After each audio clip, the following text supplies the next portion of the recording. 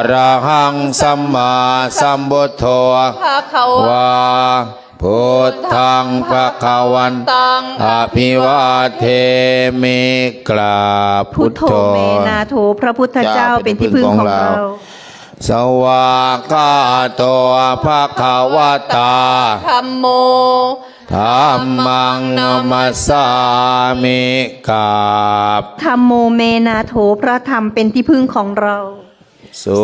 ปฏิปันโนภะคะวะโต สาว กสังโฆสังฆังนามามิกราบ สังโฆเมนาโถพระสงฆ์เป็นที่พึ่งของเรา นะโมตัสสะภะคะวะโตอะระหะโต สัมมาสัมพุทธ ตัสสะนะโมตัสสะภะคะวะโต โต อะระหะโตสัมมาสัมพุทธัสสะนะโมตัสสะ ภะคะวะโต อะระหะโตสัมมาสัมพุทธัสสะกราบลงหนึ่งครั้งครั้งเดียวกราบ พุทโธเมนาโถพระพุทธเจ้าเป็นที่พึ่งของเรา อ้าวทำไมให้พ่อใหญ่ได้ไม้ลอยนะมายังพันเตเวทรงลักขณาทายาติสารเนนะสหะ ปัญจศีลานิยาจาก ามะ ภูติยัมปิมายังพันเต เล็บงัดเนี่ยไม่เปิดให้แก วิสุงรักขณาทายา อ้าวมัน ติสารเนนะสหะ ปัญจ ศีลานิ นิ ยาย าจามะกติยามปิ มายังพันเต เอาว่าช่วยกัน วิ วิ สุ สุงเวสุงลักขณาทายาติสรเนนะสหาปัญจศีลาริยจามา นะโม ตัสสะภะคะวะโตอะระหะโตสัมมาสัมพุทธัสสะนะโมตัสสะภะคะวะโตอะระหะโตสัมมาสัมพุทธัสสะนะโมตัสสะภะคะวะโต อะระหะ หะ โต โตสัมมาสัมพุทธัสสะพุทธังสรณังคัจฉามิธัมมังสรณังคัจฉามิสังฆังสรณังคัจฉามิทุติยัมปิพุทธังสรณังคัจฉามิทุติยัมปิธัมมังสรณังคัจฉามิทุติยัมปิสังฆังสรณังคัจฉามิตาติยัมปิพุทธังสรณังคัจฉามิตาติยัมปิธัมมังสรณังคัจฉามิตาติยัมปิสังฆังสรณังคัจฉามิปานาติปาตาเวรมณีสิกขาปะทังสมาธิยามิอาทินนาทานาเวรมณีสิกขาปะทังสมาธิยามิกาเมสุมิจฉาจาราเวรมณีสิกขาปะทังสมาธิยามิมุสาวาทาเวรมสิกขาปะทังสมาธิยามิสุราเมรยมัชฌปมาทัฏฐานาเวรมณีสิกขาปะทังสมาธิยามิอิมานิปัญจ จะสิกขาปะทานิ สมาธิ ยามิ อิมา มา นิ นิ ปัญจ จะสิกขาปะทานิสมาธิยามิ อิมานิปัญจสิกขาปทานิสมาธิยามิ สีเลนะสุขติงยันติ สาธุ สีเลนะโภกสัมปทา สาธุ สีเลนะนิพุติงยันติตัสสมาสิลังวิโสทะเย ทันเต เอาต้นพระป่าไหนต้นหนึ่งผู้ใหญ่ ต้นอันใหญ่อ่ะอาต้นพระป่าเขามาในเด้อ อ้าวมีผ้าป่ะหลวงพ่อมีผ้าบางๆผ้าชักบรรสกุลป่ะผ้าไตรอ่ะไตรน้อยอ่ะมีไหมเป็นลูกไปเอาไป ต้องมีผ่าไตเด้อบางสุกุลากิวราชนี่ ห้องไหน ว่าสัน มี เอาจัดตุปัจจัยเราได้ ห้องหลวงพ่อมีป่ะไปเอามาตั้งไว้ตรงนี้ถวายพระป่าถวายภัตตาหาร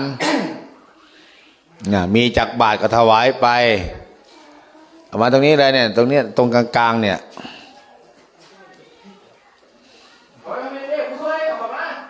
อันเดียวพออันเดียวเอาเนี่ยอันเนี้ยยกมาอันนั้นก็เสียบต่อใครอยากเสียบใครอยากทำบุญต่อ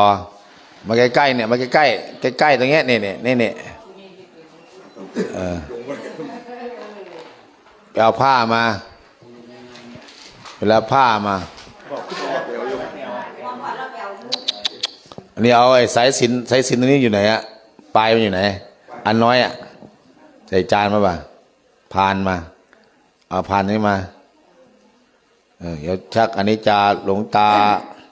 พิทูลด้วยเอามานี่เอามาวางนี่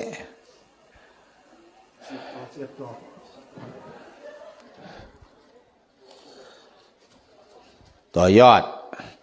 มันใหญ่ไปว่ามันวางปุ๊บอันนี้ก็จะหักปักหาบางๆผ้าที่มันผ้าอาบน้ำฝนกันแหละ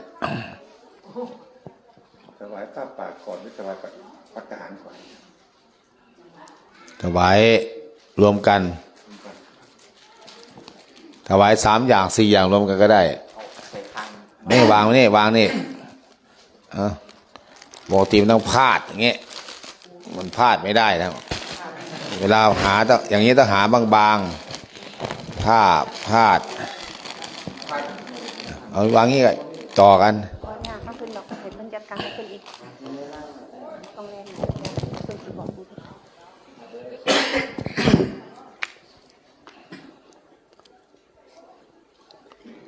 ผู้ช่วยอยู่ไหนผู้ช่วยอ่ะผู้ช่วยเอ้ยอยู่ไหนอ่ะไปเอิ้นมากี่คนล่ะพูดซอยขอเรียนเชิญทั้งนี้ได้ทั้งสองนั่นแหละมาขอเรียนเชิญครับมื้อนี้เป็นมื้อวันสำคัญจะได้ปรึกษาหารือด้วย ใช้เวลาอันเดียวให้มีประโยชน์1 ชั่วโมงนี้ไปไม่มีเวลาอาตมาก็ผู้ใหญ่ไซผู้ใหญ่ผู้ช่วยอะไรอ่ะชื่ออะไรบ้างอ่ะวิชัยวิกสมควรเมียมาเปล่าเมียมาเปล่าเมียมาเถอะมันจะมาตอนไหนล่ะตอนเขาตายน่ะแงว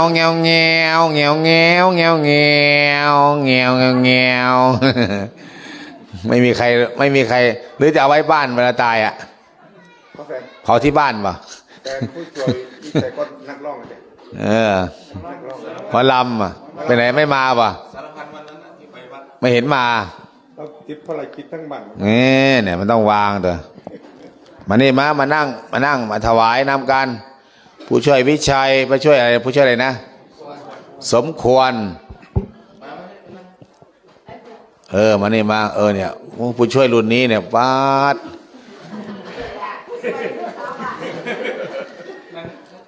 แผนกเก็บน้ำเห็นป่ะแผนกเก็บน้ำแล้วใครคนน่ะช่วยไหนอ่ะ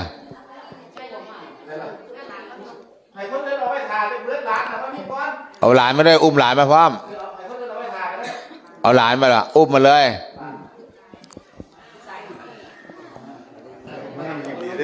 เอามาเลยเอามานำจะได้สอน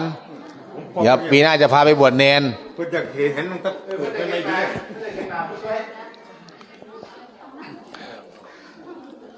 อย่ารถยางแตกหน้าวัดศรีนวงศ์เนี่ยผมผู้ช่วยทรัพย์เจริญน่ะใครล่ะไม่รู้จักเอาค่อยกันไปช่วยแล้วล่ะแล้วเกิดผู้ช่วยโอ้แมนผู้ช่วยบนทรัพย์เจริญมาเอาไปหา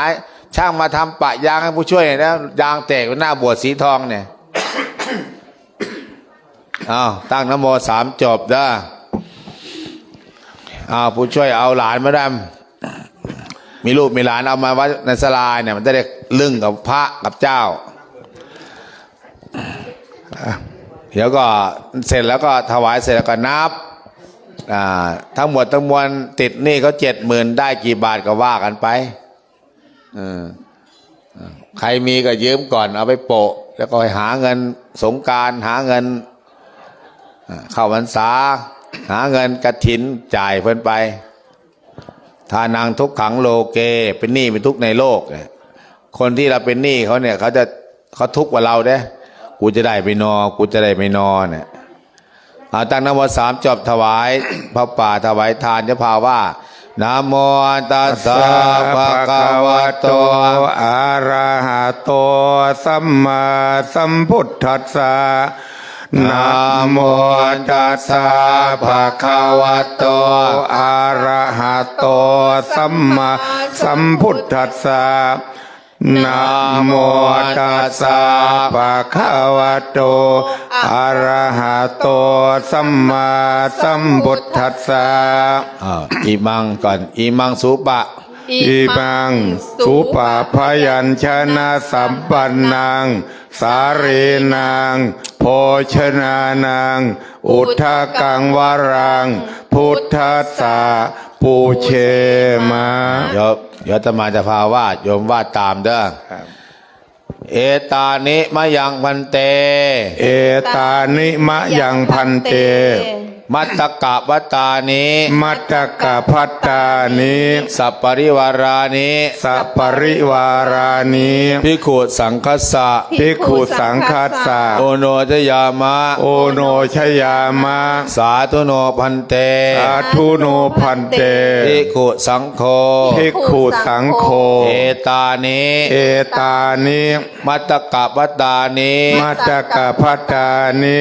ปังสกุลจีวลานิ บังสกุระจีวลานิ สัปปริวารานิ สัปปริวารานิ ปฏิคันหาตุ ปฏิคันหาตุ อัมหากันเจวะ อัมหากันเจวา มาตาปิตุ มาตาปิตุ อาทินันจา อาทีนันจา การะกตานัง การกตานัง ทีฆลตัง ทีคารตัง หิตายะ หิตายะ สุขายะ สุขายะ ข้าแต่พระสงฆ์ผู้เจริญ ข้าแต่พระสงฆ์ผู้เจริญ ข้าพระเจ้าทั้งหลาย ข้าพระเจ้าทั้งหลาย ขอน้อมถวาย ขอน้อมถวาย ซึ่ง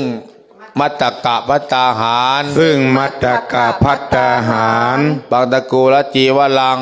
บังสกุระจีวรัง ทั้งของบริวารทั้งหลายเหล่านี้ พร้อมของที่เป็นทั้งหลายเหล่านี้ ของข้าพระเจ้าทั้งหลา ขอย งข้าพระเจ้าทั้งหลาย เพื่อให้เป็นประโยชน์ เพื่อให้เป็นประโยชน์ และความสุข และความสุข แก่ข้าพระเจ้าทั้งหลาย แก่ข้าพระเจ้าทั้งหลาย และญาติของข้าพระเจ้าทั้งหลาย และญาติของข้าพระเจ้าทั้งหลาย มีมารดาบิดา มีมารดาบิดา ปู่ย่าตายาย ปู่ย่าตายาย ผู้อุปชฌาย์อาจารย์ ผู้อุปชฌาย์อาจารย์ สามีภรรยา สามีภรรยา บุตรธิดา บุตรธิดา ญาติกาทั้งหลาย ญาติกาทั้งหลาย ตลอดทั้งสรรพสัตว์ทั้งหลาย พร้อมสรรพสัตว์ทั้งหลาย เจ้ากรรมนายเวร เจ้ากรรมนายเวร ผู้ที่ล่วงลับไปแล้ว ผู้ที่ล่วงลับไปแล้ว ขออุทิศส่วนบุญ ขอให้มีส่วนบุญ ส่วนกุศล ส่วนกุศล ที่ข้าพเจ้าทั้งหลาย ที่ข้าพเจ้าทั้งหลาย ขออุทิศส่วนบุญ ขอให้มีส่วนบุญ ขออุทิศส่วนบุญ ขอพิษส่วนบุญ ส่วนกุศล ส่วนกุศล ไปหา ไปหา หลวงตา หลวงตา วิทูล วิทูล เตชะปัญโย เตชะปัญโย ผู้ที่ล่วงลับไปแล้ว ผู้ที่ล่วงลับไปแล้ว สู่ปรโลกเบื้องหน้าโน้น สู่ปรโลกเบื้องหน้าโน้ หาก น ดวงวิญญาณของท่านตกทุกข์ หากดวงวิญญาณของท่านตกทุกข์ ขอให้พ้นจากทุกข์ ขอให้พ้นจากทุกข์ เมื่อถึงที่สุขแล้ว เมื่อถุงที่สุขแล้ว ขอให้สุขยิ่งขึ้นไป ก็ขอให้สุขยิ่งขึ้นไป ตามความประสงค์ ตามความประสงค์ ของข้าพเจ้าทั้งหลาย ของข้าพเจ้าทั้งหลาย จงทุกประการเทิน จงทุกประการเถิด สุดทินาง สุดทินนาง วัฏเมธานัง วัตเมธานัง อาสวัคยาวหัง อาสาวคยาวหัง นิพพานะ นิพพานะ ปัตโยโหตุ ปัจจโยโหตุ สาธุอุปโลกอุปโลก นะโมตัสสะภะคะวะโตอะระหะโตสัมมาสัมพุทธัสสะนะโมตัสสะภะคะวะโตอะระหะโตสัมมาสัมพุทธัสสะนะโมตัสสะภะคะวะโตอะระหะโตสัมมาสัมพุทธัสสะยัคเคพันเตสังโฆสนาตุอะยังปัตมะภาโคมหาเทรสสะปาปูนาติอวเสสาภาคาอัมหากังเจวะปาปูนันติภิกขุนันจะสมเนรานังขหัตถานังเตยถาสุขังภริพุนสันตุ ถูกเอาตีคล้องให้ได้นกตีคล้องเอาตีไป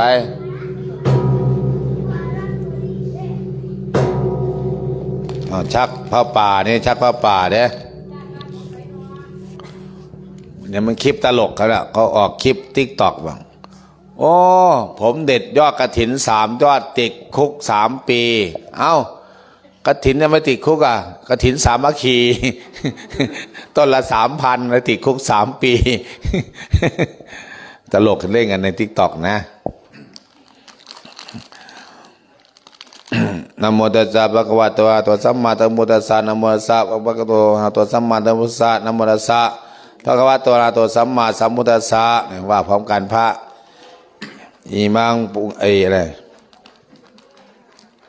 พักบางตะกุลอะไรบ้างฟังไงแล้วลืมไปแล้วพี่อิมังปังตะโกละจีเวลังอาสาเมกังมังปาปุนาติตุติยัมปีอิมังปังตะโกละจีเวลังอาสาเมกังมังปาปุนาติตาติยัมปีอิมังปังตะโกละจีเวลังอาสาเมกังมังปาปุนาติตาติยัมปีอิมังปังตะโกละจีเวลังอาสาเมกังมังปาปุนันติสาธุเด้สาธุหุยซักไปเอาถอยเอาไปถอยเอาไป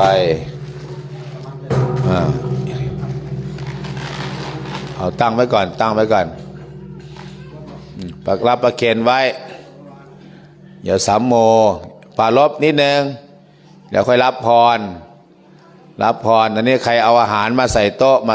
มาพี่ก็ลอยรับอย่างนั้นแหละแล้วก็วันนี้เป็นวันสุดท้ายเราเริ่มงาน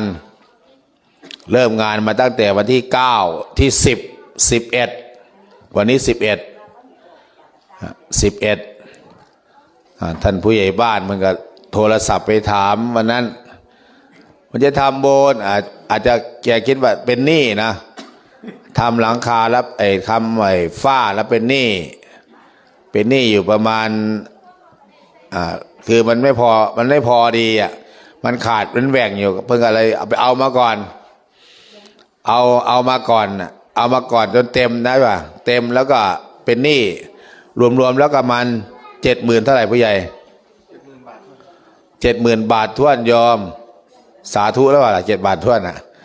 ไม่สา ต้องว่าเนาะ70,000เป็นหนี้เขา70,000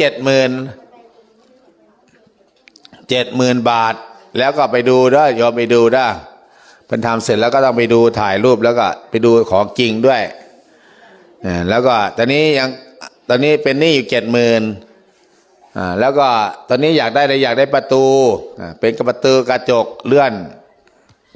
แล้วข้างฝา2 ข้างก็จะเป็นบานเลื่อนแล้วก็เป็นอาจจะเป็นอะโลซิ่งหรือเป็นไม้โซล่าอะไรต่างๆถ้าเราไปก่ออิฐทึบมันก็ทึบมืด ไม่เป็นตาอยู่เนี่ยเป็นตาย่านนะเนี่ยก็เลยว่าตรงนั้นเนี่ยดูแล้วยังขาดงบประมาณอีกประมาณสัก70,000นั่นแหละ60,000 70,000เนี่ย50,000ประมาณนั้นแหละไม่เกินนี้หรอกก็เสร็จไฟเฟยมันเดินไม่แล้วแหละแต่ของเก่ายัง70,000 บาทพวกผู้เบี้ยก็เลยก็อาจจะคิดหาเงินไหนไม่จะทำผ้าป่าแล้วนะผ้าป่าบางทีช่วงนี้อาจจะไม่ได้บึ้มบั้มเท่าไหร่เพราะว่าหนึ่งมาปี68บ้านเมืองเราก็เกิดอาเพศหลายอย่างน้ำท่วมภาคเหนือ2 รอบ 3 รอบแผ่นดินไหวน้ำท่วมภาคใต้อีกคนตายหลายร้อยเกิดอะไรนายกเปลี่ยนขั้วลาออกบริหารประเทศไม่ได้ไปคุยอังเคิลก็เลยเกิดสภาวะสงครามตึงเครียดปิดด่านแล้วก็ยุบสภาแล้วก็นายกใหม่มาเลือกตั้งใน2 เดือนครึ่งแล้วก็ยุบสภาตัวนี้มันเหมือนกับอะไรเกิดสุญญากาศโยมเกิดสุญญากาศมันเลยไม่มีอะไรที่มันเงินก็ไม่ได้ดีขึ้นหรอกคน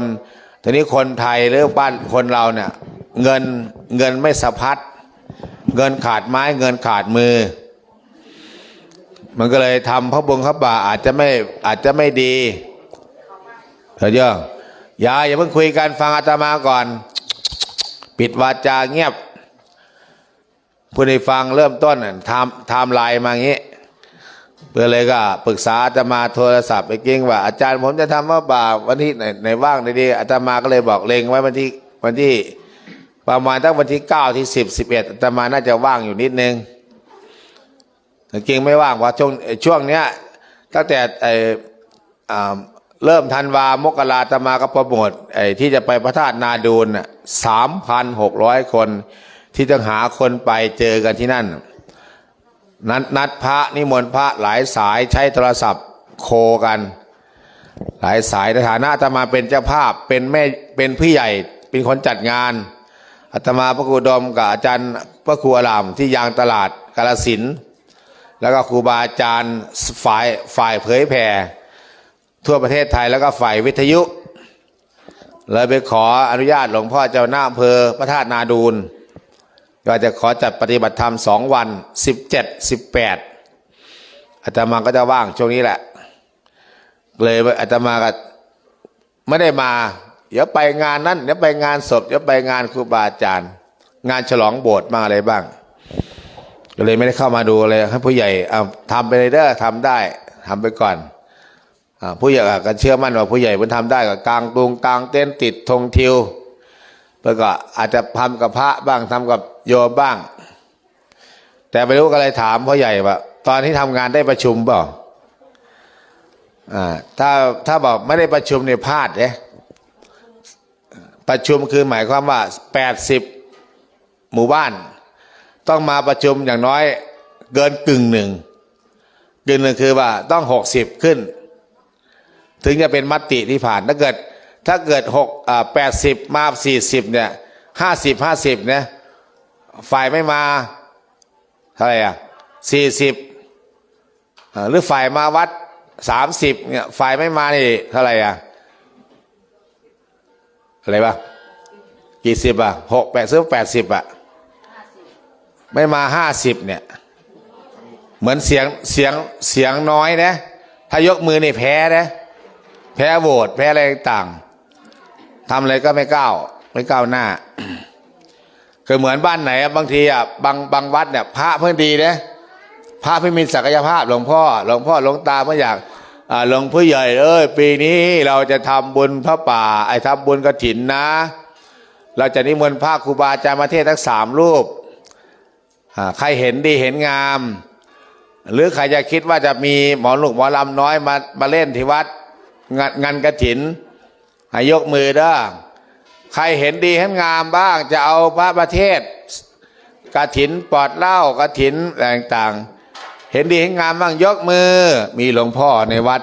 3 รูป 5 รูป ไม่ใหญ่จำศีลอีก10 คนรวมแล้ว15 เสียงใครเห็นดิ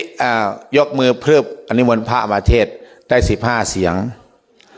ใครเห็นดีเห็นงามว่าจะเอาหมอลำน้อยมาเอาหมอลำมางานบุญกฐินบ้างยกมือพรึบทั้งหมู่บ้านหลวงพ่อแพ้โหวตไม่ใหญ่จำศีลแพ้โหวตหลวงพ่อนี่จะอยู่วัดนี้ไม่ได้ประชาธิปไตยนะเสียงส่วนมากเป็นเสียงนรกเสียงสวรรค์คือหลวงพ่อกับไม่ออกจำศีลไม่ออกผู้เฒ่าผู้แก่เนี่ยเสียงสวรรค์พยกมือเนี่ยเสียงนรกมันเยอะกว่าประชาธิปไตยเอาเสียงส่วนมากเป็นใหญ่เป็นบ่ตัวจริงประชาธิปไตยมันเกิดขึ้น70 ปีหรือ80 ปีเนี่ยอย่างที่ก็จะหาเสียงกันเนี่ยประชาธิปไตยพระพุทธเจ้าเทศไปแล้วพระพุทธเจ้าเนี่ยเทศไปแล้วเมื่อ 2,000 กว่าปีเพิ่มไม่สรรเสริญอยู่3 อย่างไม่สรรเสริญอัตตาธิปไตยเหมือนวุ้นเส้นเขมรน่ะใหญ่คนเดียวเก่งคนเดียวประชาชนบอกแล้วก็ปิดข่าวว่าแม้ทหารเจ้าตายต้องเท่าไหร่3 4 5 พันก็บอกตายแค่3 คนทหารไทยตาย 5,000 บาดเจ็บเป็นหมื่นเห็นไหมเฟซนิวอ่ะมันคือมันสวนของข้ามเลยมันเป็นระบอบคอมมิวนิสต์อ่ะไม่ได้นะเหยียบหัวไว้ใครพูดกูยิงใครพูดกูยิงอัตตาธิปไตยเอาตนเป็นใหญ่เหมือนพ่อแม่เนี่ยพอลูกพูดอะไรพวกพ่อแม่ลูกเถียงหน่อยนะกูเป็นพ่อมึงนะกูเป็นแม่มึงนะเห็นไหมเวลาทำงานเท่าแก่กับลูกน้องอ่ะมึงอย่าพูดกูเป็นเท่าแก่มึงนะมึงได้อยู่ป่ะมึงไม่อยากอยู่มึงก็ไปนั่นแหละเขาเรียกว่าอัตตาเหมือนกับพระเจ้าวาดกับลูกวัดเนี่ยบางทีว่าถ้าเหตุผลดีต่างๆเจ้าวาดก็พูดเหตุผลดีแต่ลูกวัดอาจจะแย้งมาแบบไปในทางที่ไม่ดีเนี่ยเจ้าวาดก็ใช้เผด็จการหน่อยกูเป็นเจ้าวาดนะใหญ่ในวัดใครอยู่ก็อยู่ใครไม่อยากอยู่ก็ไปหอบจีวรหอบบาตรไปมันก็อยู่กันยากเหมือนกันต้องนี่คืออัตตาโลกาธิปไตยโอ้ปีนี้บุญกฐินบุญพระป่าเราต้องเอาหมอลำวงน้อยวงใหญ่มาเล่นบ้านนั้นก็มีบ้านนี้ก็มีบ้านเราก็ต้องมีตัวเนี่ยโลกาธิปไตยเอาโลกเป็นใหญ่ว่าเอาสังคมอย่างนั้นเป็นใหญ่สังคมขี้เหล้าเมายาจะเอามาทำไมล่ะเราไม่เอาสังคมอย่างหลวงพ่อดงนกกหลวงพ่อวัดป่าเอราวัณหลวงพ่อวัดปั้นเราใหญ่เงี้ยอาจารย์นวยน่ะไม่เอาตัวอย่างเข้ามาเราต้องเอาตัวอย่างที่ดีเอาสิ่งที่ดีมาเหมือนตัวชีบ้าเนี่ยตัวชีบ้านำสิ่งที่ดีสู่ชีวิตนี่ว่าเพราะนั่นคือสิ่งไม่ดีอย่าเอามาเข้าสู่บ้านมันเป็นอัปปีจังไรพระพุทธเจ้าไม่สรรเสริญอัตตาธิปไตยโลกาธิปไตยและประชาธิปไตยไม่ได้สรรเสริญนะแต่ในหลวงรัชกาล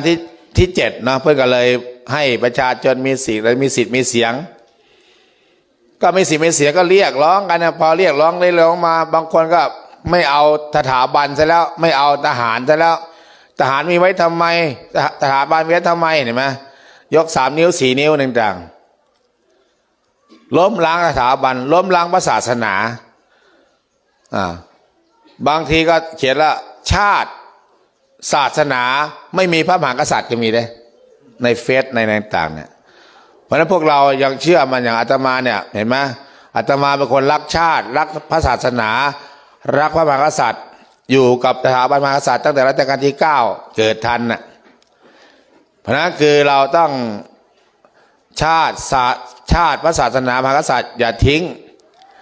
ต้องเคารพนับถือเขาหาเสียงพรรคไหนที่ไม่สนใจเรื่องสถาบันเนี่ยอย่าไปเอามันมาเข้ามาแล้วก็เอาเป็นตัวเป็นใหญ่แล้วก็ล้มล้างร่างรัฐธรรมนูญเอานั่นออกอันนี้ออกเห็นไหมสมัยก่อนรุ่นพ่อใหญ่เรียนหนังสือเนี่ยมีอะไรประวัติศาสตร์อะไรแล้วก็อะไรแล้วประวัติศาสตร์ชาติไทยมีเห็นไหมพระราชินีน่ะเพิ่นตายไปแล้วก็ยังเปิดบ่อย เสียดายจังนายกรัฐมนตรีไม่มีเรียนประวัติศาสตร์เห็นไหมเราต้องไปเรียนประเทศอื่นเห็นไหมพูดบ่อยๆแล้วก็ไม่มีอะไรนะที่ว่าเรียนธรรมะอะไรนะศีลธรรมอะไรนะวิชาศีลหน้าที่พลเมืองศีลธรรมไม่มีทุกวันนี้ไม่มีนะเป็นช้อยให้เลือกอยากเรียนก็เรียนไม่อยากเรียนก็ไม่ต้องเรียนถามว่าใครเอาออกนักการเมืองใครหักไม้เรียวก็นู่นนะสมศักดิ์ปิจนามัตกุลน่ะพ่อพระดอนน่ะหักไม้เรียวครูก็ตีเด็กไม่ได้สมัยก่อนลักงัวผูกลักลูกตีทุกวันนี้ครูก็ตีเด็กได้ครูก็ไม่ตั้งใจสอนเด็กคนไหนมาเรียนก็เรียนคนไหนไม่เรียนก็สั่งแม่มั้งมึงอยากลูกก็ลูกไม่อยากลูกก็สั่งแม่มั้งน่ะครูก็ว่ากันเนี่ยเด็กทุกวันก็โง่แล้วก็คนไหนไม่อยากเรียนก็ไปติดยายาบ้าวิ่งส่งยามาไปติดคุกติดตารางไปคนไหนตั้งใจเรียนก็ครูครับครูครับครูขาครูครับครูขาให้ครูสอนการบ้านเนี่ยนักการเมืองเป็นคนที่ไม่ได้นำสิ่งที่ดีให้กับประชาชนเท่าไหร่อาตมาก็60 ปีแล้วเกิดทันนักการเมืองหลายรุ่นอยู่อาตมาก็รู้ทุกคนใครเป็นดาวสภาใครเป็นดาวสภาใครพูดที่เอาใจใส่ใครรักประชาศาสนารักสถาบันรู้ใครเป็นคอมมิวนิสต์ใครที่หัวนอกรู้หมดแต่พระรู้หมดแต่จะพูดหรือไม่พูดเท่านั้นเองเพราะนั้นคือการเปลี่ยนแปลงเนี่ยมันเปลี่ยนแปลงจึงมีห้างบางคนก็มีห้างใหญ่ไหมห้างเกิดขึ้นทั่วไปเซเว่นอะไรต่างๆแม่ค้าร้านค้าตามบ้านก็อยู่ไม่ได้ถ้าเกิดมีห้างมีเซเว่นมีห้างต่างๆก็มาจากนักการเมืองเอามาหวังว่าจะก้าวหน้าแต่หารู้ไหมว่าประชาชนจะอยู่กันยังไงเงินก็ต้องไหลไปอยู่เซเว่นเงินอยู่ไหลจับเจ้าสัวหมดเงินไม่กระจายทุกวันนี้ก็เกิดอะไรขึ้นนะ2-3 ปีที่ผ่านมาสแกมเมอร์เห็นไหมอยู่ดีคืนดีไม่ใหญ่ก็มีโทรศัพท์ปริศนานะมาหลอกเอาเงินพอออกไม่ออกประเทศไทยสูญเงินไปกับจีนเทาไปเท่าไหร่ไม่รู้กี่แสนล้านเงินในประเทศไทยจึงหมดไปแล้วญาติโยมบางคนก็ติดการพนันออนไลน์พระก็ติดพระอาตมาก็เสียคนไล่ศึกไป2 องค์ 3 องค์ติดสล็อตเนี่ยโยมก็ติดไม่ออกก็ติดพระฮอดพระยังติดอีกมาแต่ยืมเงินทีละ50 บาท150 200ยืมไปเยอะหรอกแต่ยืมทุกวันอันนี้คือหมายความว่าเงินมันไหลไปต่างประเทศหมดเนี่ยการพนันได้พออันนี้พูดถึงเวลาทุกวันนี้วัดข่าวแล้วก็ข่าวพระก็ศรีกาก็เอาพระไปฆ่าพระไปหลายรูประดับจังหวัดก็3 จังหวัดระดับพระเจ้าคุณระดับพระเทพระดับต่างๆศรีกาก๊อปมั่งศรีกาวัดใต้ขิงมั่งสุดท้ายวัดหลวงพ่ออะไรลงกฎนักบุญนะรักษาคนโรคเอดส์แต่แกก็คิดดีอยู่แต่ก็พลาดหลายจุดหลายดอกมีที่เยอะมีเงินเยอะแต่ไม่ทำประโยชน์ให้สังคมเท่าไหร่ตั้งสนามไปสร้างสนามบอลด้วยนะมันก็เลยไม่ตอบโจทย์มันก็เลยโดนแล้วก็คนก็เลยไม่ศรัทธาวิกฤตศรัทธาศาสนาคนก็เลยไม่อยากทำบุญกับพระกับเจ้าต่างๆไม่อยากทำบุญกับพระทุกวันนี้พระเราพระเราหลวงพี่หลวงพ่อเนี่ยท่องทำตัวดีๆนิ่งๆไหว้พระสวดมนต์คือแก้วิกฤตการณ์ได้เราแต่ทำวัดสวดมนต์เช้าเย็นวัดก็ต้องกวาดบาตรต้องโปรดโบสถ์ต้องลงอาบัติต้องปงสัปปตาอปติโยอโรจิเมเนี่ยบอกอาบัติวันนี้ผมเป็นนู่นเป็นนี่ต่างๆภาษาบาลีไปเหมือนไม่ออกเนี่ยสมาทานศีล5เนี่ยเหมือนกับเราทำบาปไม่เช้าฆ่าปลามาไม่เช้าฆ่ายุงมาเหยียบมดตายมา ก็มาสมาทานศีล 5ก็ต่อศีลใหม่ ออกจากศาลาก็ศีลขาดคือเก่าบางคนก็ศีลไม่ขาดศีลมันอยู่กับเราเนี่ยถ้าเราพลาดมาหรือเราประมาทเราละเมิดมันก็ผิดปานาคือฆ่าอาทินาลักของคนอื่นกาเมผิดลูกผิดเมีย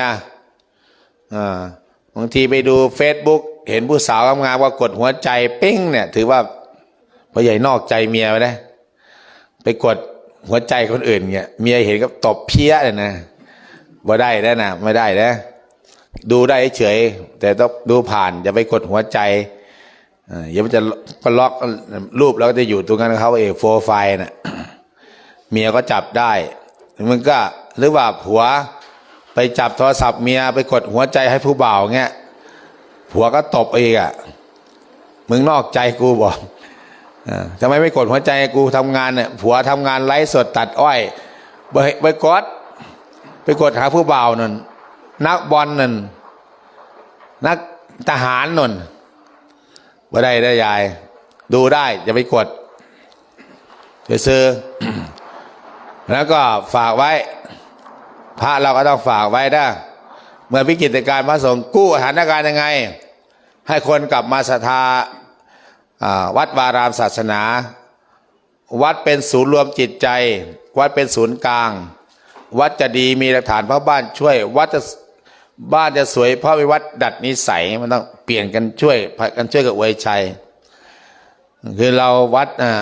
เราก็ต้องคือไม่ต้องพระก็ถือ3อย่างพอศีลรักษาศีลให้มันดีรักษาศีลคือทำอะไร1บิณฑบาตทำวัดสวดมนต์เรามีลานธรรมเนี่ยหลวงพ่อบอกหลวงพ่อแล้วทำกุฏิส่วนตัวอย่างเช่นว่าทำที่นี่เสร็จแล้วก็ไปทำกุฏิอย่างเนี้ยเรามีพระพุทธรูปมาย้อนโสภะกวาองค์เดียวก็สวดไปไม่ได้สวดองค์เดียวหรอกเทวดาก็มาสวดด้วยหลวงตาวิทูลก็มาสวดแต่ไม่ได้มาเป็นตัวหรอกมาเป็นวิญญาณผีสางนางไม้ก็มาสวดกับเราเทวดาก็มานั่งสวดเต็มศาลาเนี่ยเห็นไหมคือเมื่อวานเนี่ยเห็นไหมเดินจงกรมก็มีไม่ออกขาวนั่งพนมมือแผ่แว่นะนั่งมานั่งทำวัดสวดมนต์เนี่ยไม่ออกมีมาเยาะมาแยะคนที่มาฟังธรรมนี่เต็มลานธรรมเนี่ยขาวจานพานมันเนี่ยเทวดาสมัยคนที่เกิดสมัยเมื่อ100,000 ปีล้านปีเนี่ยยังไม่ได้เกิดอยู่นี่แหละยังอยู่ที่วัดอยู่เนี่ยอยู่แถวเนี้ยอยู่ใต้ดินเนี่ยไม่ได้เกิดอีกเป็นล้านคนยังรอเกิดเราแผ่เมตตาเนี่ยมาแผ่เมตตาอยู่2 วันเนี่ยคนที่นี่ได้ไปเกิดอีกล็อตหนึ่งประมาณ100 กว่าคนสัพเพสัตตาสัตว์ทั้งหลายดวงวิญญาณหลายที่ได้ฟันทุกข์พ้นจากทุกข์เนี่ยเราแผ่เมตตาไปเนี่ยเขาได้สาธุปิ้งตายเป็นอากาศไปเกิดเป็นบนเทวดาหมดกรรมแล้วไปแสวงบุญละล็อตหนึ่งปีนี้ล็อตหนึ่งประมาณ100 กว่าคนยังอยู่เป็นล้านคนยังเวียนว่ายตายเกิดอยู่นี่แหละไอ้ที่ตายไปเอาท่าใส่ยองป้อมวัดเนี่ยยังไม่ได้เกิดอีกเยอะเนี่ยยังเป็นสัมภเวสีอยู่นะยังทุกข์ยังทุกข์ยังร้อนอยู่แต่อาศัยพระครูเจ้าครูบาอาจารย์ที่มีศีลมีธรรมมาสวดมนต์เนี่ยมันก็ดีก็ได้มาไหว้แต่ไม่เห็นตัวหรอกทำวัดเช้ากับมานั่งเต้เหมือนมากับสายหมอกแต่คนตายแล้วเนี่ยอยากทำบุญอยากเกิดคนที่ตายไปแล้วนะอยากข้าน้อยเฮ็ดผิดแล้วข้าน้อยเมาเหล้าเมายาข้าน้อยบดีกินเหล้าตับแข็งอะไรเป็นอะไรตายหลายคนเนี่ยสำนึกได้วิญญาณร้องไห้ร้องห่มอยากจะกลับไปเกิดอยากจะเกิดใหม่ก็จะทำดีกว่านี้คิดได้แต่คนเป็นน่ะอยู่นอนอยู่บ้านน่ะเขาตีกลองเรียกทำวัดสวดมนต์นอนอยู่บ้านดูทีวีเซยเขาเรียกประมาท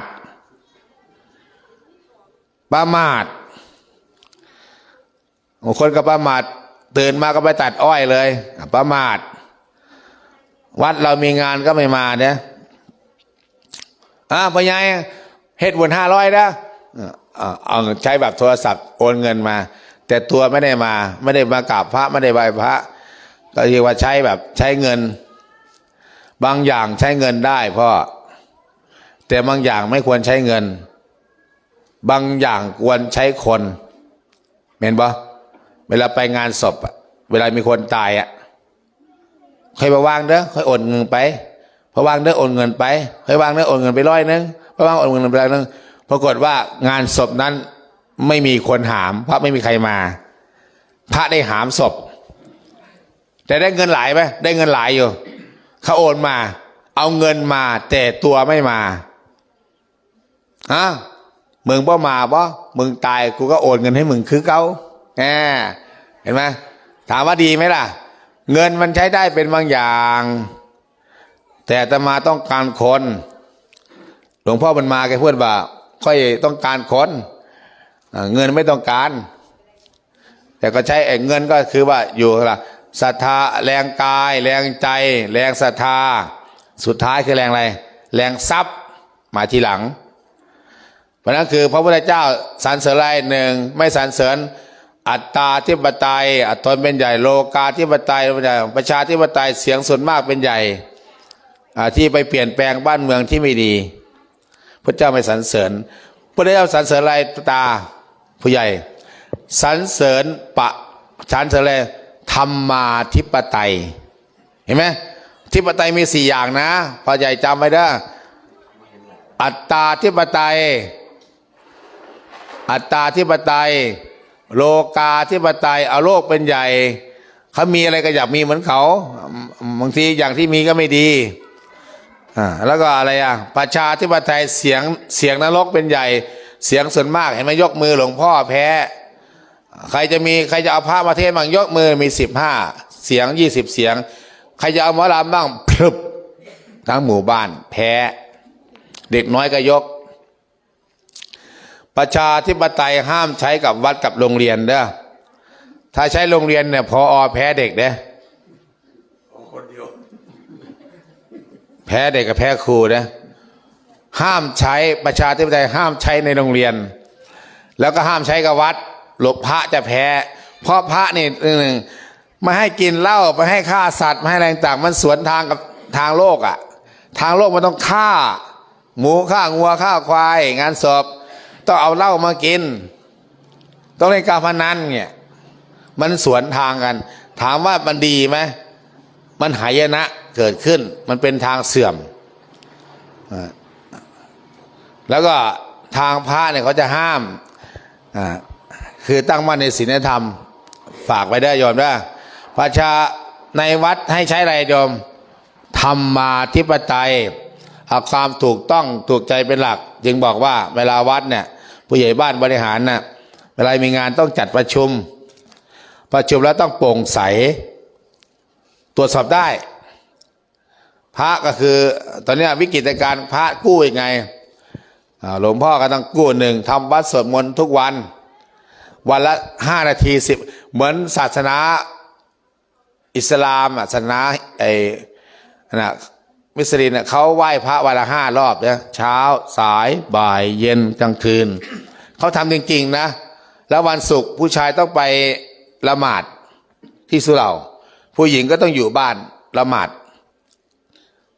หนาวก็ต้องตื่นมาละหมาดแต่พวกเราชาวพุทธเนี่ยโอ้ยหนาวหลายไม่มาวัดต้องหนาวหลายเสื่อมต่อไปในอนาคตอาตมาถ่ายไว้เลยอีกประมาณ20 ปีศาสนาอิสลามจะมาครองประเทศไทยเอาไหมล่ะคุมหัวเนี่ยแล้วห้ามกินเหล้าห้ามแต่งตัวโป๊เนี่ยห้ามไปกระเทยเนี่ยเอาไหมล่ะศาสนาพุทธมันเสรีภาพมันเกินไปมาวัดก็ได้ไม่มาก็ได้แต่ของเขาต้องมานะมันรวมกับศาสนาวัติการเกี่ยวกับเงินประกันนู่นนี่นั่นในหมู่บ้านเลยนะจะเข้ามาเนี่ยเจ้าบ่ได้เด้ตัดออกเลยนะเวลาไปหาหมอก็ยืนคนสุดท้ายไปหาหมออนามัยหาหมอโรงพยาบาลเจ้ามาอยู่ในรีดเจ้าอยู่คนสุดท้ายเลยไปดูเด้ไปดูภาคใต้เด้ไปดูเขาเด้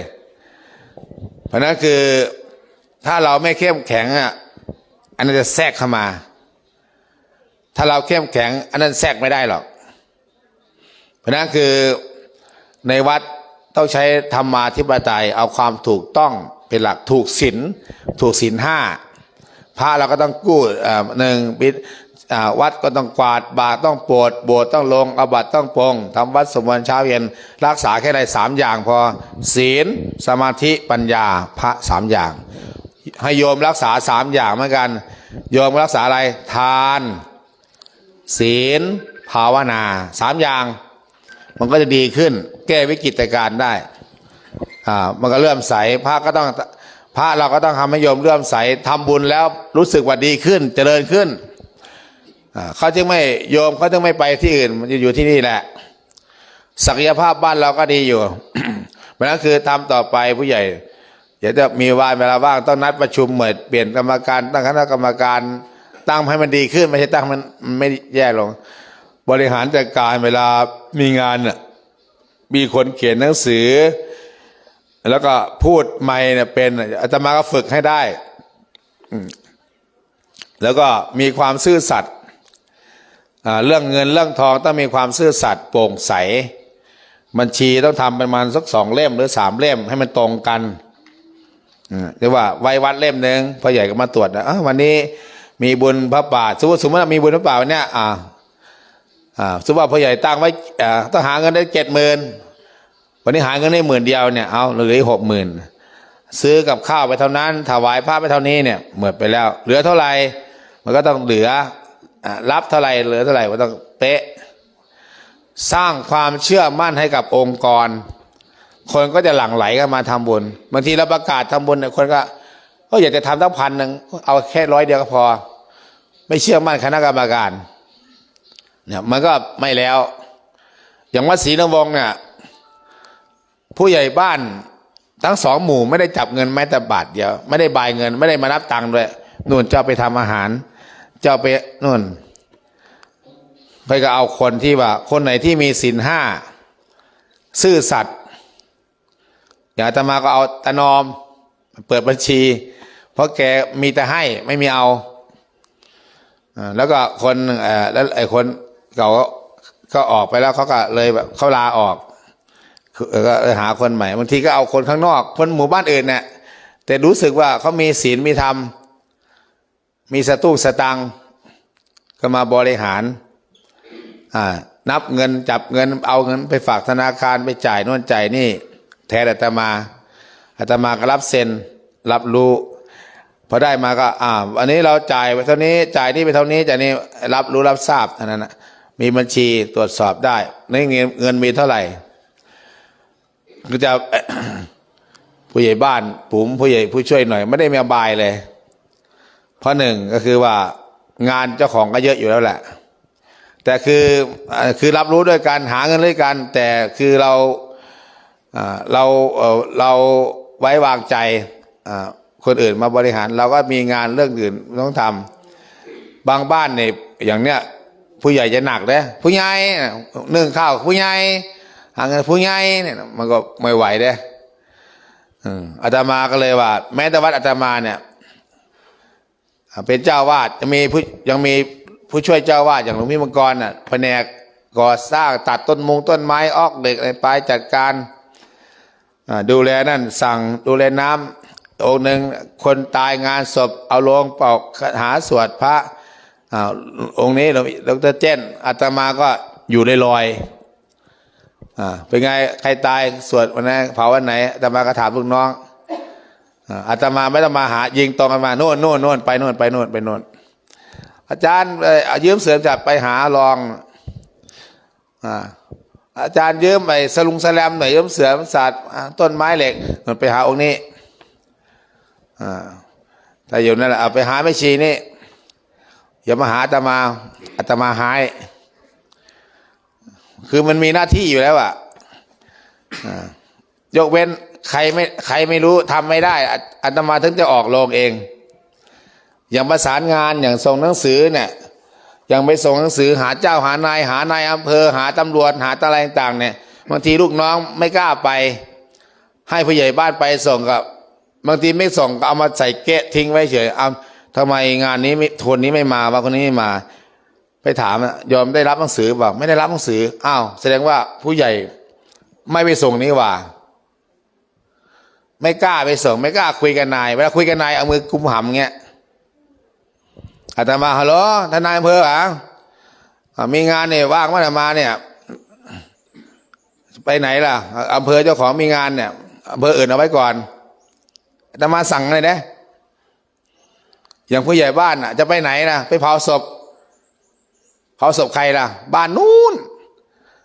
งานอยู่บ้านเราต้องเอาให้ความสำคัญบ้านเราก่อนบ้านอื่นช่างแม่มันโอนเงินไปก็ได้เห็นป่ะตอนที่จะเป็นผู้ใหญ่บ้านใครเลือกชาวบ้านเลือกใช่ไหมไอ้นั่นเลือกเจ้าไหมนะบ้านนั้นน่ะไม่ได้เลือกจะไปทำไมสอบไปทำไมโอนเงินไปก็ได้หรือก็เสร็จแล้วไปทีหลังก็ได้แต่ต้องเอาคนเจ็บคนตายว่าเราต้องเอาบ้านเราก่อนเขามีโรงหรือยังทำใบชำระตายหรือยังไปหาเขาก่อนตำรวจมาตรวจ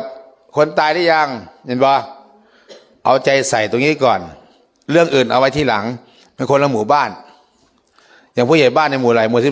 12หมู่13มีใครตายอย่าเพิ่งไปเอาหมู่12ให้จบก่อนใบตายใบเกิดหาเต็นท์หาอะไรให้เขาก่อนว่างเสร็จแล้วค่อยแวบไปเด้อค่อยแวบไปเห็นปะคือเนี่ยสร้างความเชื่อมั่นให้กับลูกบ้านเจ้าของก่อน80หลังคา90หลังคาเนี่ยแล้วก็ให้ความสำคัญลูกหลานป่วยไข้นอนโรงพยาบาลไปเยี่ยมหมู่บ้านอื่นป่วยก็ปล่อยเขาไปถ้าเราไม่มีงานเองค่อยไปอาตมาคิดกันนะเวลาบ้านอื่นเนี่ยซึ่งว่าอย่างที่วัดศรีนวงศ์เนี่ยมีคนตายในหมู่บ้านอาตมามีกิจนิมนต์ซ้อนจะไปงานกิจนิมนต์ที่นี่อาตมาจะมีพร้อมกันรับนิมนต์แล้วแต่จะบอกโยมอาตมามีคนตายวันนี้มีเผาศพเด้ออาตมาไม่ได้ไปเด้อให้นิมนต์องค์อื่นแทนเด้อเห็นปะถ้าเกิดเจ้าวาดไปแล้วโยมเขาจะมองเจ้าวาดไปไหนเจ้าวาดไปไหนคือเหมือนบ้านเราเนี่ยผู้ใหญ่บ้านไปไหนผู้ช่วยไปไหนถ้าไปเห็นหน้าเนี่ยโดนเนี่ยเห็นปะคือการเป็นนายหรือการเป็นพ่อบ้านการผู้บริหารนะมันต้องอะไรสำคัญสุดอันไหนลองมาสำคัญ1 2 3ลำดับคือเมื่อเราทำงั้นบ่อยๆเนี่ยซ้ำๆเรื่อยๆเนี่ยความเชื่อมั่นคนก็ไว้วางใจให้ใจเราเลยบอกซ้ายก็ซ้ายบอกขวาก็ขวาบอกหน้าก็หน้าบอกหลังก็หลังเนี่ยเพราะนั้นคือการเป็นเป็นเจ้าวาดอยู่ปีแรกก็ผ่านไปปี2ปี3ปี3อาตมาเนี่ยทำบุญทำบุญอยู่วัดศรีนวงศ์ประมาณ3 ปีทำกฐินปลอดเหล้าเลยไม่มีหมอลำไม่มีฟ้อนไม่มีรำอะไรต่างๆมีแต่ฟังเทศอย่างเดียวทำมากับ30 ปีละฟังเทศต่างๆคนก็เริ่มเข้ามาแต่ถ้าห่วงห้ามไม่กินเหล้ามีกินได้ทำได้อย่างเช่นว่าอาจารย์โยมจะมีดนตรีนะโยมจะมีนั่นโยมมีไปเลยนะไม่ต้องนิมนต์พระไปสวดเด้อตอนเย็นเด้ออาตมาจะไปสวดให้สวดเช้าฉันเช้าได้ไหมโยมเหมือนกันได้เหมือนกันเจ้าอยากเลี้ยงใครเอาเหล้ามาเลี้ยงอะไรว่าไปเลยอย่าให้อาตมาไปเห็นอาตมาเห็นอาตมาเทศจับไม้ด่าไอ้โยมจะเสียหน้าอาตมาอย่าให้อาจารย์เห็นเขาก็ทำเป็นเขาจะนิมนต์อาตมาเปลี่ยนเวอร์ชั่นใหม่เลยสวดเช้าฉันเช้าเหมือนกันแจกข้าวเจ้าอยากมีหมอร้องหมอลำอยากมีเลี้ยงอยากเอาเหล้ามาเลี้ยงไม่ว่าอย่าให้อาจารย์เห็นแต่อย่ายุ่งอาจารย์ไม่ใช่ว่าพระก็จะสวดเหล้าก็จะกินดนตรีก็จะเล่นเงี้ยอาตมาก็ด่าแม้แต่มางานนายกมั่นบุรพาเนี่ยมันด่ากลางงานเลยแม้แต่ปีชาเล็กสมบูรณ์สุขอาตมาก็ด่ากลางงานพระกำลังสวดกุศลธรรมาไม่ออกคุยกันงุ้งงิ้งเอาโยมจะคุยกันหรือให้อาตมาสวดงั้นโยมคุยกันให้เสร็จอาตมานั่งฟังโยมก่อนนะโยมคุยเสร็จอาตมาจะสวดหัวรัฐมนตรีรัฐมนตรีมาเงียบกิ๊บอาตมาได้ไปครั้งเดียวครั้งต่อไปไม่กล้านิมนต์อาตมาเลยว้ายอย่างมนต์อาจารย์สมบัติมานะพ้นด่าจริงนะด่าไม่ได้ไปฟังไม่ได้หน้ายักหน้าพรมเลยนะอาตมาเน้นความถูกต้องเด้อ ในวัดต้องใช้ความถูกต้องพระพุทธเจ้าสรรเสริญความถูกต้องเรียกว่าธรรมาธิปไตยเข้าใจไหมผู้ใหญ่บ้านช่วยผู้ใหญ่บ้านญาติโยมธรรมาธิปไตยเอาความถูกต้องเป็นผู้ใหญ่เป็นหลักคือต้องตรวจสอบได้โปร่งใสแล้วคนก็จะขึ้นเองเห็นไหมพระก็ต้องตรวจสอบได้โอ้พระเพื่อนไหนพระเพื่อนดีวัดก็กวาดบาทก็โปรดโบสถ์ก็ลงอาบัติก็ปรงสงฆ์ที่สมบูรณ์เป็นพระที่โยมเรากราบได้อย่างสนิทใจเห็นบ่พระเราก็ต้องเปลี่ยนคาแรคเตอร์ต้องเปลี่ยนนะแล้วก็โยมก็เวลาทำงานต่อไปเนี่ยงานวันนี้อาตมาเห็นว่าออกมามันรู้สึกว่ามันก่อย80หลังคามาแค่ประมาณสัก30หลังคาอีก50ไม่ได้มาเวลาประชุมกันน่ะทุกครั้งเนี่ยต้องให้มันได้60ขึ้นหรือว่าหมู่บ้านเรามีเท่าไหร่เวลามีอย่างบ้านหลวงพ่อบุญมาเนี่ยมีวัดในเขต16หมู่บ้านเนี่ยเป็นบ่ผู้ใหญ่มีวัดหลวงพ่อบุญมาวัดเดียวที่วันพระอย่างเงี้ยมากัน80บ้าน80คน70คนแม้แต่หลวงพ่อมาอยู่เขาก็มา70คนหลวงพ่อก็สั่งไปเลยต้องไปวัดเสร็จแล้วค่อยไปไล่เป็นเปิงไปเพณีแต่เขาเป็นคนอุบลหนองบัวบ้างอะไรบ้างผสมแต่คนส่วนใหญ่ก็ทำแม้แต่งานศพสังเกตบ้านเราใหญ่คนจะเยอะศพเด็กตายไม่มีบารมีหรอกคนก็มาเท่าเดิมไอ้ขี้เมาตายคนก็มาเท่าเดิมถ้ามึงไม่มางานศพกูไม่ไปงานศพมึงเหมือนกันนะมันเป็นเหมือนสังคมที่ต้องบีบอาตมาไปดูถามหลวงพี่นี่เนาะคนเยอะมาติกายใช้เวลาทอดผ้านานเนี่ยศพเด็กน้อยตายจะมีบารมีอะไรเด็กน้อยเนี่ยแต่เขาให้ความสำคัญใครตายในหมู่บ้านวันพระมาเนี่ยมีหมู่บ้านมี80หลังคาเท่ากับหมู่บ้านเราเนี่ยมาครบเลยมี2ให้มา1มี3ให้มา2ถ้ามีคนเดียวปิดบ้านมายายติ๋มอย่างนั้นมันต้องอย่างนั้นแต่มันเชื่อมั่นอ่ะผู้ใหญ่ก็ต้องเป็นผู้ใหญ่ด้วยแหละคือต้องโปร่งใสตรวจสอบได้ต้องยอมรับทุกอย่างมันเป็นสังคมทุกวันนี้มันปิดบังไม่ได้มันโลกโซเชียลโลกเน็ตเวิร์กต่างๆเรื่องของต้องเคลียร์ใจคนเราอาจจะไม่ชอบกันก็ใช้ขอขมาลาโทษขอโทษกล่าวคำว่าขอโทษเห็นอย่างอะไรพิธาอะไรพิธาอะไร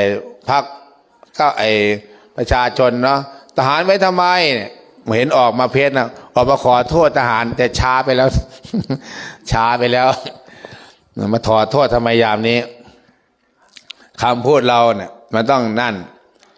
ธรรมาธิปไตยเด้อหลักธรรมาธิปไตยเอาความถูกต้องผู้ใหญ่ก็จะเบาแรงลงผู้ช่วยก็เบาแล้วก็อสมอะไรต่างมาช่วยจดบัญชีทำโน่นใครมีความสามารถร้องเพลงเป็นเมียผู้ช่วยคนไหนล่ะก็จับไมค์เป็นแม่ใหญ่นี้50 บาทแม่ใหญ่นี้10 บาทว่าไปเปลี่ยนกันพูดผู้ใหญ่ก็หาข้อมูลมาอย่างลุงพูดสมัยก่อนกับ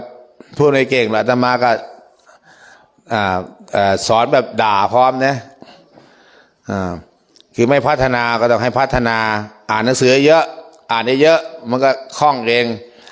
แล้วเวลาอ่านชื่อพระชื่ออะไรมันมีฉายาที่แปลกๆเพราะนั้นคือต้องเวลาประชุมเนี่ยต้องให้ได้1/2ค่อนหนึ่ง80หลังคาเวลาประชุมแต่ละครั้งให้ได้60คน70คนเด้อไอ้ที่ป้องแป้งไม่มาในเสียงส่วนน้อยไม่มีปัญหาอะไรมันประชุมกันดังนี้เมื่อประชุมกับพร้อมเพรียงกับประชุมเมื่อกับพร้อมเพรียงกันเลิกเอาเห็นงานไหมเอาตามนี้เพิ่มกันเราจะทำบุญนี่เก็บบ้านละ500บ้านละ300บ้านอะไรต่างว่าไปให้ก็จอกอย่าเพิ่งเก็บแล้วเวลาถึงวันงานค่อยเอาต้นมาเป็นซุ้มอย่างหลวงพ่อมันมาว่าไอ้วานอะไรบุญประทายข้าวเปลือกบุญประทายอ้อยเพื่อก็ได้เงินหลายได้ล่ะหลายแสนเนี่ยมีแต่ทำอ้อยของเพื่อน อย่างเสียใจแอนกับบนประทายหินตัวเอาหินมาถวายเป็นแสนมันก็คือเราก็ค่อยๆเปลี่ยนคาแรคเตอร์เอาทุกครั้งอาตมาเลยดูว่าถามโยมไม่ได้ประชุมแบบเป็นหลักเป็นฐานไม่ได้ประชุมที่วัดอาตมาก็ไม่รู้ก็เลยปล่อยแต่ก็มีความสามารถศักยภาพบ้านเราถือว่าดีอยู่กางเต็นท์เองอะไรเองบางที่อาตมาไปทำงานน่ะถามหลวงพี่เนี่ยต้องไปกางเต็นท์เก็บเต็นท์ยกโต๊ะบางวัดเนี่ยอันนี้ผู้ใหญ่ไม่เข้าวัดเลย ทั้งผู้ใหญ่ผู้ช่วยไม่เข้าวัดเลยเสร็จพระเนี่ยพระก็เหนื่อยเลยเนี่ยย้ำซ้ำยังไม่พอวันงานกฐินยังเอาเหล้าเอาเนื้อมาหั่นมาย่างแล้วก็กินเหล้ายกเหล้ากินในวัดเด็กอาตมาไปว่าเถียงอาตมาหน่อยอาตมาเลยไม่อยากเถียงถ้าอาตมาเถียงเนี่ยอาตมาถ้าเกิดอาตมาสมัยก่อนนะสมัยอายุ30หน่อยเนี่ยกูจะพาผู้ใหญ่ขึ้นโรงพักขึ้นอำเภอละผู้ใหญ่บ้านกำนันนะว่าใครจะติดคุกใครจะลาออกอาตมาเป็นพระครูด้วยเป็นพระในหลวงด้วยเจ้านี่ก็แต่งตั้งมาเนี่ยพอถึงโรงพักใครเอาเหล้าไปกินในวัดเนี่ยโหปรับเท่านั้นติดคุกเท่านี้เด้แล้วเป็นเจ้าพนักงานด้วยเป็นคนของรัฐด้วยทำผิดเองเนี่ยแหม่นั่นคืออาตมาเลยสงสารเลยเดินหนีอาตมาไม่ได้พูดอันนั้นก็ไม่ได้ประชุมเหมือนกันไปงานหลวงพี่ได้ประชุมผู้ใหญ่บ้านชาวบ้านไม่ได้ประชุมงานกฐินงานต่างๆบ่นะในก็นึกว่าเพื่อนฝูงมาก็เอาเหล้าเอายามาเลี้ยงกันในวัดไงพระก็เทศไปรองจังหวัดเทศอันนี้กินเหล้าแห้วนะอาตมาเดินไปดูอ้าวนี่คือกฎหมายก็รู้จักพระทุกวันนี้ก็ด็อกเตอร์ป่ะเนี่ยลูกน้องอาตมากับด็อกเตอร์เนี่ยมันความรู้มีหมดเนี่ยมันก็คือบาลัยมันก็คือทำงานต้องประชุมกันเด้อไม่ใหญ่ต่อไปเนี่ยต้องประชุมอันนี้งานเนี่ยคือว่าดูแล้วก่อยๆก็ได้อยู่ก็ดีอยู่เริ่มต้นแต่ปีหน้าปีในอาตมาจะทำแบบเปิดงานเลยจัดปฏิบัติธรรมเชิญนายอำเภอมาเชิญนายกเทศมนตรีมากำนันมามวลเจ้าคณะอำเภอตำบลมาเป็นกายเป็นงานมันถูกต้องช้างเหยียบงาพญาเหยียบเมืองแล้วก็ลองมาเปิดงานเทศกับนิมนต์หลวงพ่อรองจังหวัดมาหรือว่าผู้ว่าองค์ไหนว่างก็รองผู้ว่าว่างด็อกเตอร์อรัญรุตหรือใครก็เชิญมาได้อยู่งานปฏิบัติมันก็คือต้องเอาอย่างนั้นมาถ้าอาตมาทำงานเนี่ยอย่างงาน5 ธันวางานอาตมาเชิญมาหมดแหละเชิญสำนักงานพุทธวัฒนธรรมเชิญในอำเภอต่างๆเพราะนั้นคือมันมีเราทำงาน3 วันแล้วคนมาน้อยชาวบ้านเราอยากให้บ้านอื่นมาแต่บ้านเราไม่ขึ้นมาเนี่ยมันก็ชาวบ้านอื่นเขาจะว่าเอาบ้านเจ้าไม่เห็นมานะมันต้องมีข้อนั้นเป็นการบ้านนะผู้ใหญ่เด้อผู้ช่วยเวลาประชุมก็คือหมายความว่านัดประชุมนัดวันว่าง6 โมงทุ่มหรือก็ว่าไปก็เสร็จงานเอาตรงไหนบนที่บ้านหรือที่วัดประชุมเป็นการเป็นงานบันทึกไว้แล้วก็เวลามาประชุมก็บันทึกใครเข้าประชุมผู้ใหญ่บ้านพระในวัดผู้ใหญ่ทายกมาลงชื่อวาระการประชุมวันที่นี้ประชุมแล้วก็ลงชื่อวันนี้มาเท่าไหร่ถ้ามาต่ำซะว่าบ้าน80มา40เนี่ยทำงาน50ทำงานยากอยู่เด้ไม่ต้องเกินกึ่งหนึ่งเหมือนประชุมสภาเหมือนกันน่ะสภาจะล่มเวลาเขาค้านมาก็จะลำบากมันได้บอกไว้อย่างที่วัดอาตมาเนี่ยเวลาทำงานเนี่ย